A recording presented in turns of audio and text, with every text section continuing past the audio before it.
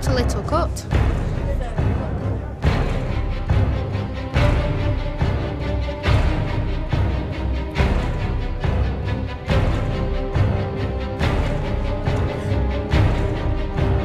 That's scaring me. Get it away from me, it's scary.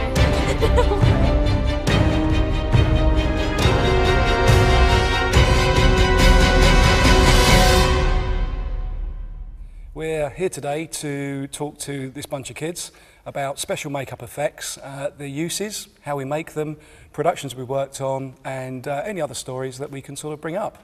We specialise in special makeup effects, which are, as you've all realised, things that are involved with the humans, okay, with the actors. We change the way they look so they can play lots of different parts. Sometimes it's something very simple, from a tiny little nose or a bullet hole or something like that, or a wound. Sometimes it's a completely new face. We start out taking a mould of the person's face and end up with a duplicate like this. And we sculpt on top of that with clay.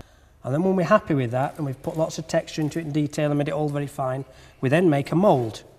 And then we take the mould apart, we clean the clay out, and there's a little gap inside basically, and that fits into that like that. And all we do is put a little bit of our special rubbery goo inside there, we clamp the two together, we let it dry, we open it up, and we end up with our little rubber nose. And then that is glued onto the actor, blended in very carefully so you don't see the edges, coloured up to match his face. It's the same process every time. Life cast, sculpture, mould making. Which do you think is the best and one of the funniest things that you've done? My personal favourite was a film called Creep. We were basically tasked with creating the character of Creep, and the actor that played the character was a chap called Sean Harris, and he spent pretty much the whole of the shoot in the character of Creep.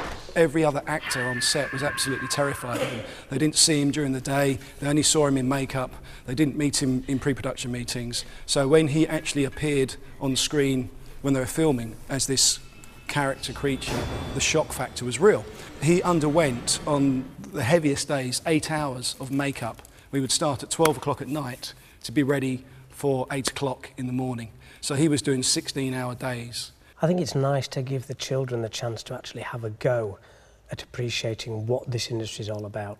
So what you get with the prosthetic, this comes out of a mould, much like I showed you before. This is a special prosthetic adhesive. Just pop your arm out like that. There we go.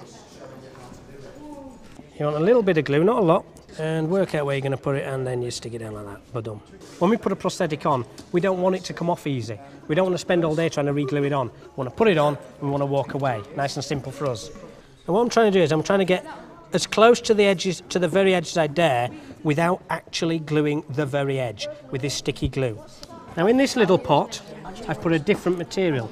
It's a little bit of makeup alcohol.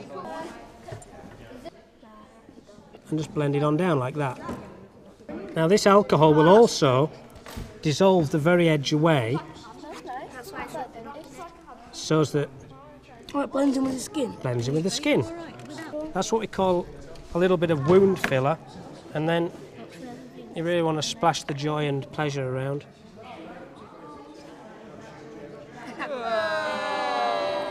And basically wound filler will allow us to create the illusion of it being wet and quite gory without having the problem of being a liquid format. So in we go. Running there. A little bit of that. And it's usually quite good just to sort of blend that off. Looks like jam. It pretty much is. It's basically a cabosil, which is like a really fine powder that we basically mix up. And it gives us that lovely illusion that it's like a nice deep scar. I'm just putting a bit more blood on it to make it a bit more realistic. It's very cold when he puts it underneath and it tickles sometimes. Now you're discovering what it's like to be on a film set. Well, it's looking like a real wound, like somebody's like attacked you or something.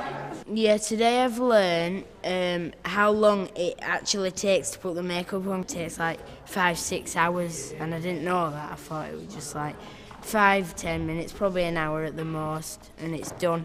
I'm going to go home and say I was scratched by a cat that was the size of a lion. I got stabbed.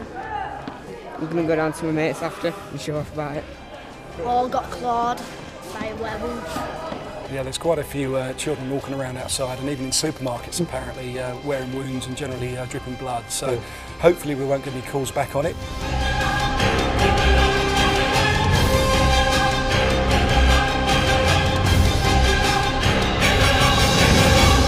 I need a hospital.